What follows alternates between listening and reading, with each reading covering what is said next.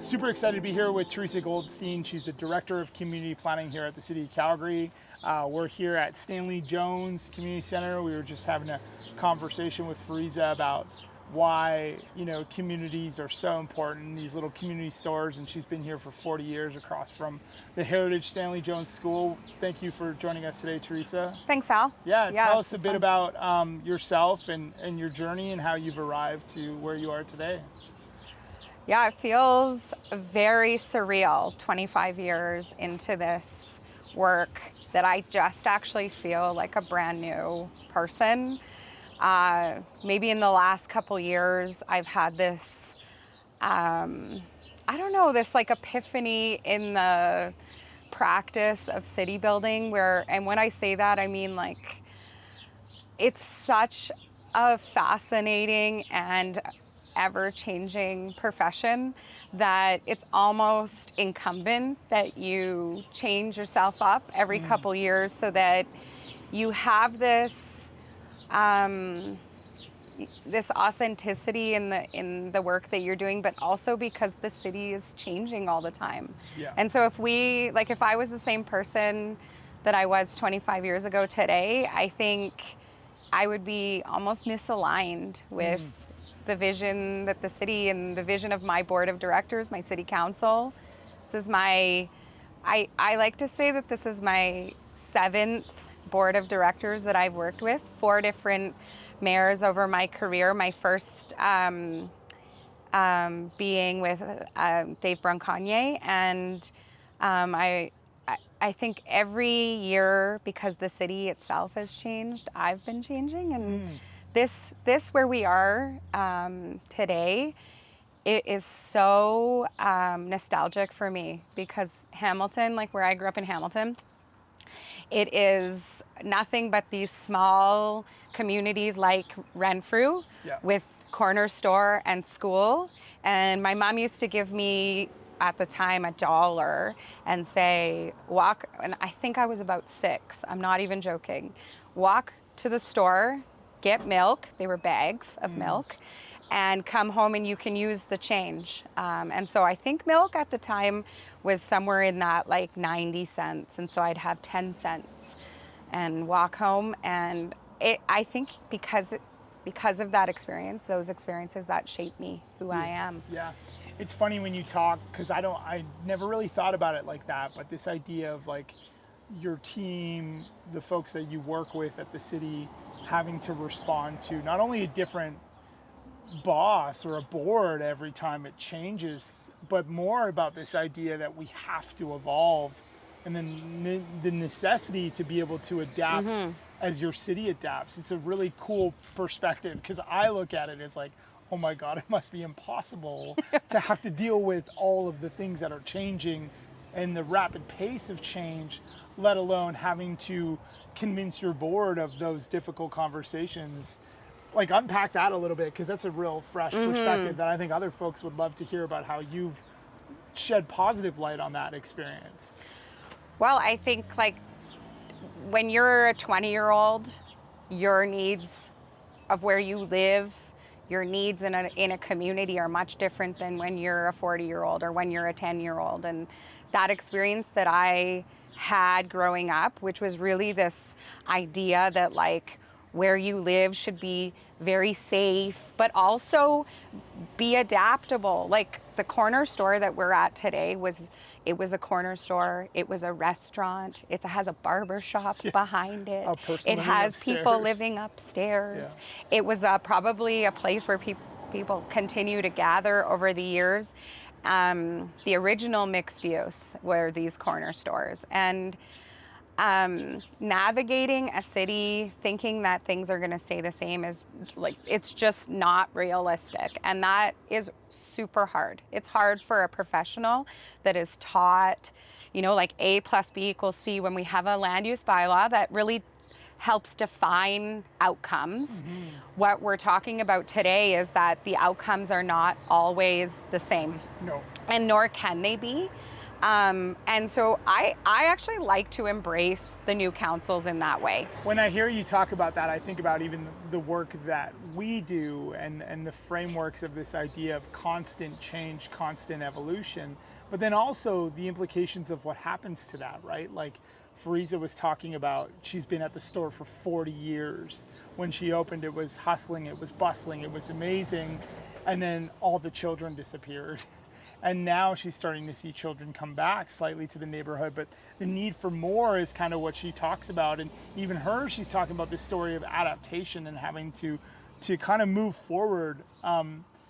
You recently, became a doctor, and you went back to school, and oh my goodness. Yeah. In my late adulthood, I like to say, I had my own I don't know what I'm talking about moment. And I was like, I have to go and learn how other cities are figuring this out, because it didn't feel authentic to me to be able to advocate for, what's happening in cities if I didn't have that context. Yeah, and you're rooted in this thesis of love and planning. So of people, yeah. Talk to us a little bit about that. I mean, the piece that was always a part of me was that there's this idea in planning, that form or housing or whatever it might be, drives the people. But I had always thought it was the people are what drives the form in cities. And so when our city here, which is incredibly young, if we think about the world's cities, this one is so young. If we think, 100 years being 1 year old, we're only one. The piece that really fascinated me was I grew up in a city that was much older, and I had seen redevelopment, even small scale redevelopment, happen my whole life. Yeah. They happened inside buildings mostly, where my neighbors and my own family, I was in a quadplex, and at some point my dad decided that we didn't need four, we could really have a triplex, and so he took down some of the walls inside and reconfigured the front apartment. And so I had always known that to be my norm, is that there was this evolution that happened.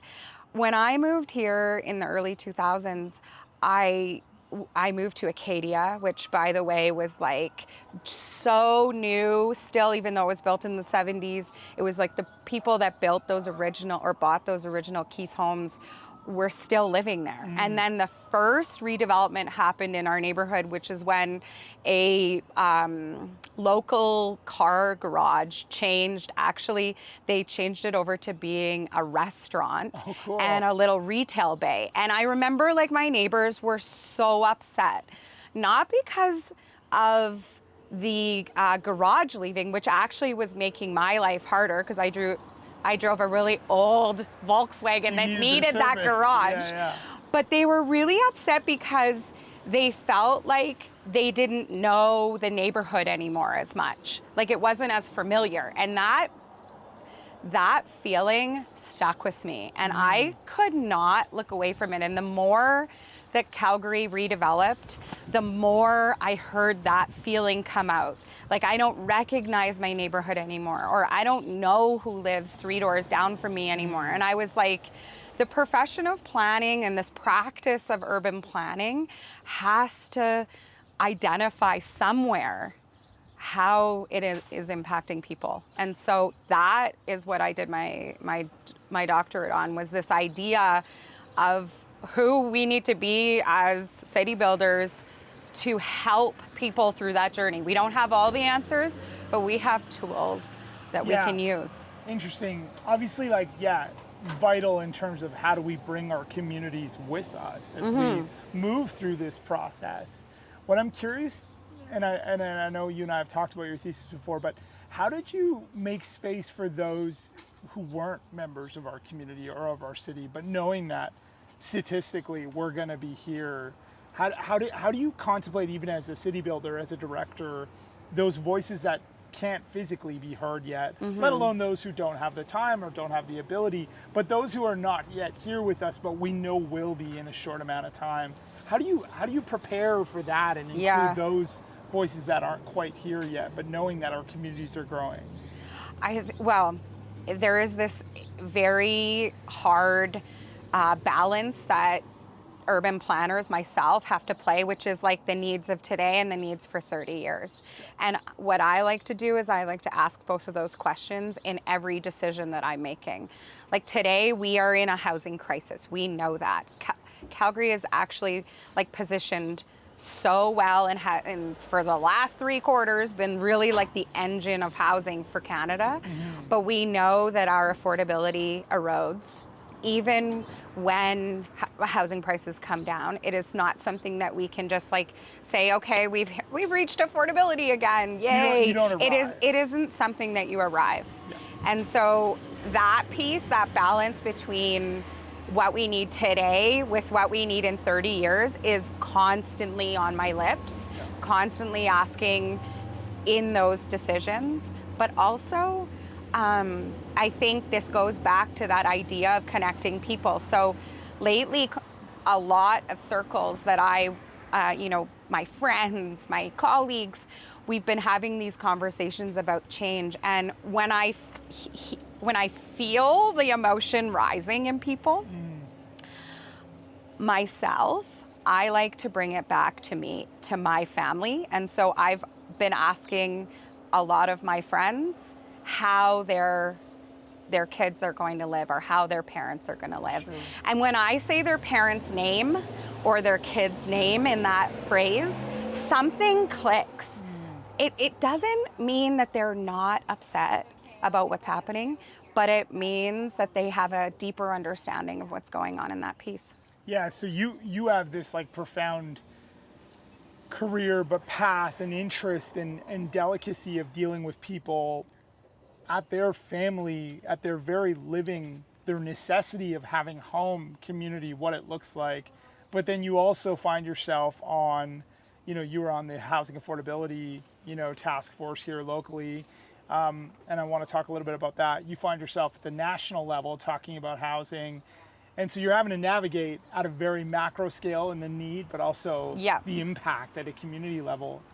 And so this kind of brings me to about our conversation today about, middle housing. What does it mean? Why is it difficult? How do we scale it? But the task force was an interesting one because there was a ton of recommendations, but there was one that clearly council and the public in Calgary struggle with, and I would say continue to struggle with.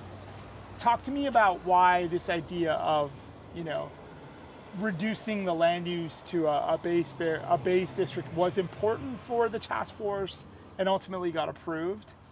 And would it have been easier just to strike it out because it's technically going to produce the least amount out of all of the other recommendations? Yeah, well, I think it goes to this idea of time and like that piece that I just talked about and us being a young city. Middle housing is not the short game, I guess, if we talk about sports analogies. Sure. It's the long, far, taking 20, 30 years to realize. But we also know that it's the place that will have the most profound impact on people. And so, for example, until you need something different, it doesn't even resonate the options that are out there. Until your kid needs accessibility, why would you have any interest in accessible housing? And so the piece that when we were on the task force that we talked about was, what are the immediate actions that Calgary needs to act on to unleash the power of this city's capabilities? And that's like the downtown conversion program. Like, how do we scale that thing up to like epic proportions, which it has. It is literally like the world is looking at Calgary in a successful model of doing that. The second piece is, how do we scale up organizations to make it easier for them in the nonprofit sector to actually do the work that they are the experts at doing? And if they're not the experts at doing, how do we give the tools to get them to be experts or pair them up or match make them up? So they're like, in 2016, when the original like Calgary's housing strategy was released, it was really like a sector, a not-for-profit sector focused strategy. Yeah. The strategy that we see today is very focused on real estate tools. Yeah. And unlocking the potential of Calgary, the made in Calgary approach that citizens and our board and council really were looking towards. And one of the realities of Calgary is that most of our neighborhoods are not the downtown. Of course. Yeah. And so when we look at a system of tools that have to work together, we know that the downtown isn't where everyone wants to live. Yep. It might only be a couple of years that you live down there, or maybe it's your forever home. Yeah. But the majority of Calgary is actually in the second bucket, which is I don't want to live downtown or in the Beltline right now because my needs are different. Mm-hmm. And I want to be able to still have all of those pieces, the amenities, the transit, et cetera. And so when the task force looked at those different tools, council told us to be bold. We wanted to be bold, and we knew that as a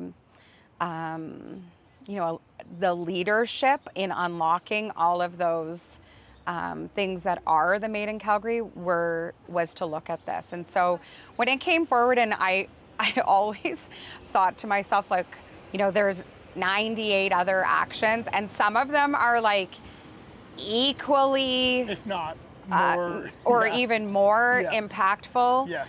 I think the piece that was really stood out on this was because it made people realize that every Calgarian has a part to play in this, and it is housing affordability will impact everybody. Whether it's like, we're going through a downturn and your assessment comes in lower and that impacts when you can retire, or it's when you need different housing and you literally have to leave your neighborhood to get it. Yeah, and I think it's funny, I was just at the conference in Ottawa with, whatever it was, 1,500 councillors and municipalities. And folks often say we can't do what Calgary just went through because they're terrified. But I'm very proud of that in a sense, because our city took bold steps. And you were talking about how the world is watching our downtown office conversion. I know the world isn't closely watching enough, but I think Calgary might be the leader in middle housing across North America, in a combination of policy, macro level environments. But it's really, what I would say is, the planning team was forward thinking enough to recognize what you talked about. This is not about a short game. We're talking about the long-term implications of that. And so what I wanted to ask you is, we're still seeing pushback. We're seeing a lot of controversy of whether or not it's appropriate or not, a legal challenge. What we often get asked is, people are not necessarily mad about how it's about what it is. It's about how it's landing. And then you try to create this rule set of constraints which tries to make it land better. Mm-hmm. But we can't always ensure that everybody is producing the highest and best. And we're often not aware of some of the constraints that we put on that lead to outcomes that maybe we didn't want. And so I guess my question to you is, as you now in this role, obviously going from the task force and then coming back to work for the city, what are some of the things that you're thinking about how do we make sure, this is better understood, it's more accepted, and what do we do about folks that feel that this is not appropriate for those communities in which they live in?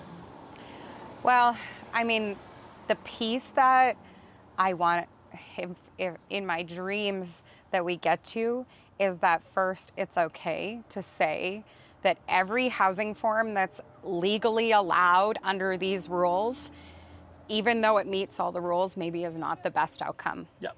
And when we acknowledge that and come forward to say to council, you know what, you can legally do this, it meets all the rules, but we actually don't think that it's great. Yep. And so council, what we have before you today is some amendments to either adjust rules or make things easier on something. A really good example is removing the requirement for development permit in greenfield townhomes, which is recently being contemplated. The reason that we can even think about that is because all of the layers are stacked up to give us all the information that we need to make those decisions without needing that layer. We know that we need more consideration in the established areas. And so thinking about things like, you know, the guidelines for row housing that talk about how it's cited, not making it more red tape, but actually taking the feedback that we receive through the process to help inform amendments on it, rather than it being seen as something that's like, oh, the city, you know, the city is failing at doing this because they need to amend their land use bylaw. Getting into the habit of doing that again, because we used to do this a lot when 1P 2007, our current land use bylaw, was first published. We used to come to council twice, 3 times a year to say, you know what, this isn't working. We need to amend it. The practice of planning it's like a really complicated set of rules that's not easy to actually move the ship.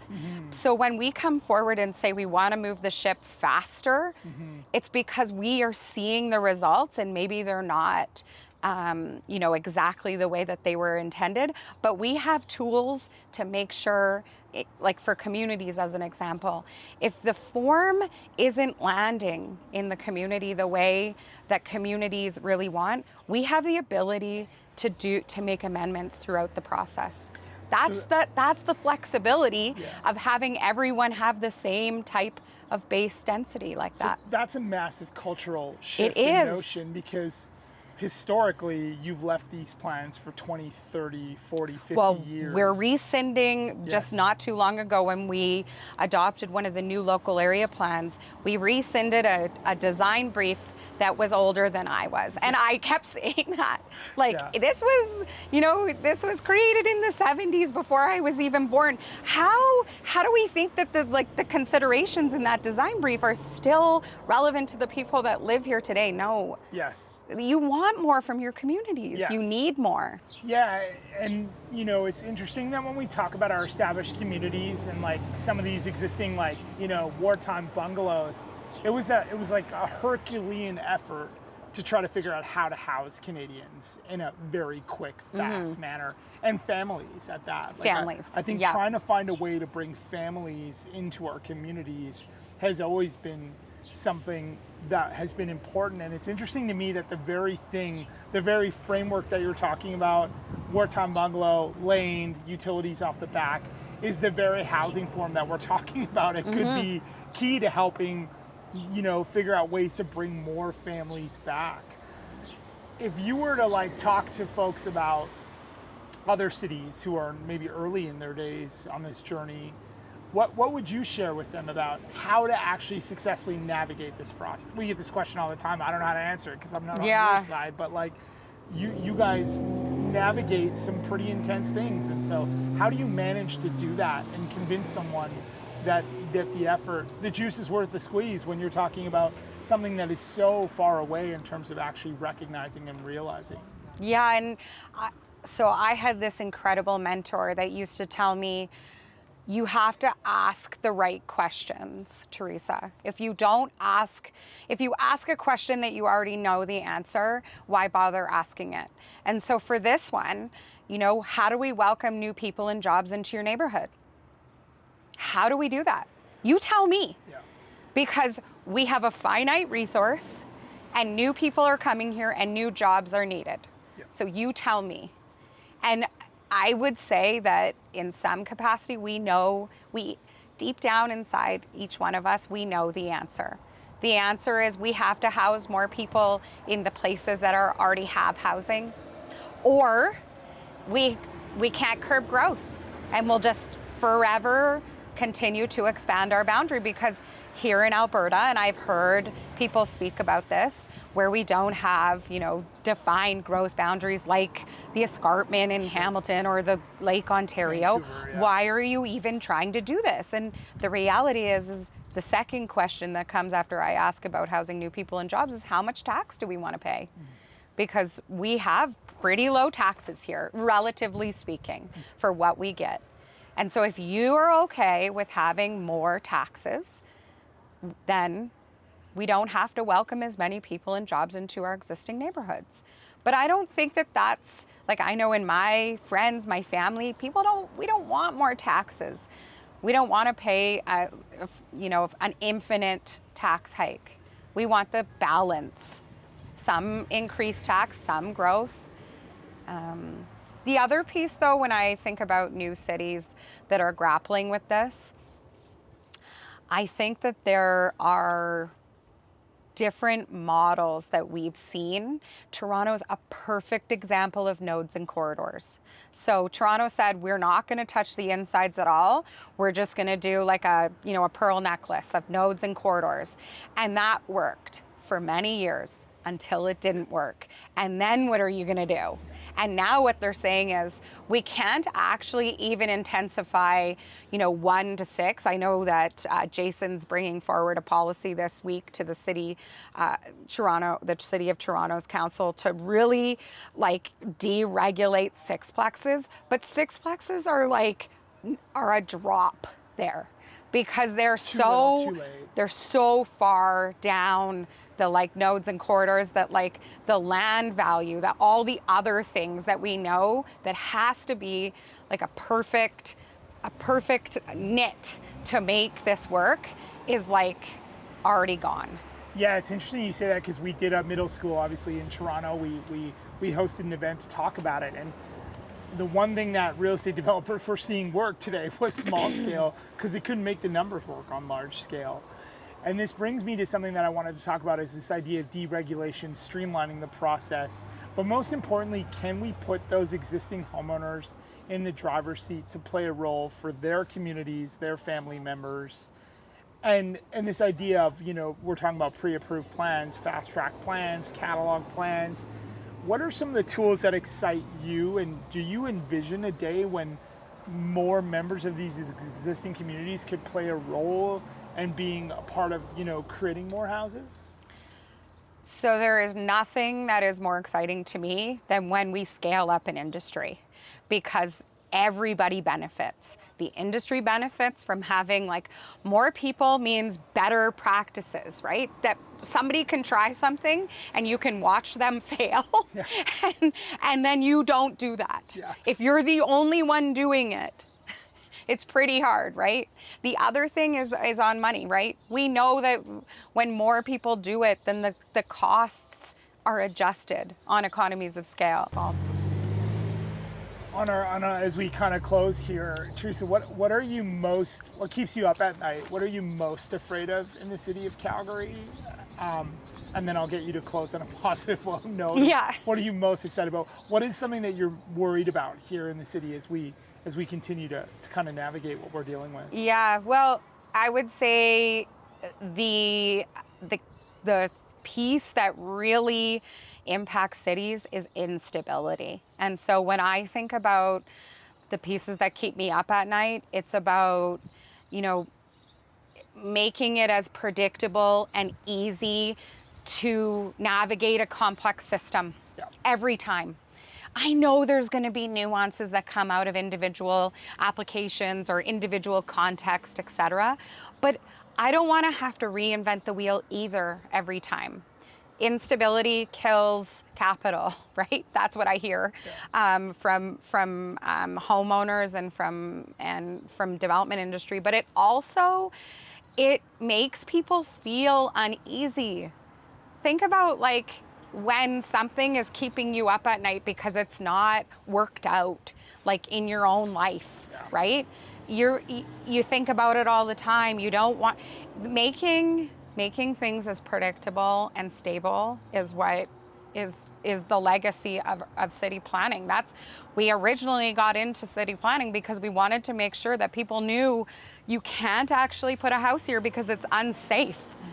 You can't actually put industry here because there's a school here. Yeah. And so the stuff that keeps me up at night is around instability. And we're in an environment right now, just globally, nationally, politically, where there is lots of instability. And so if I can be the voice of stableness and advocacy for communities, that's the piece that, that I want to play. That's amazing. Yeah. What are you most excited about for folks who are considering Calgary or thinking about Calgary? Yeah. Or here? What should we be excited about? Well, the excitement of Calgary being a place to be in the world, not just in Canada where we've seen obviously so much migration, but the name Calgary is on international lips. And it makes me so proud to call this place home, because when people are, take notice of the stuff that we do here, it makes us more stable. We can wear and weather storms easier. And it also means that we get the best of the best. Like in true Alberta fashion, we want to be number one. I want to be number one.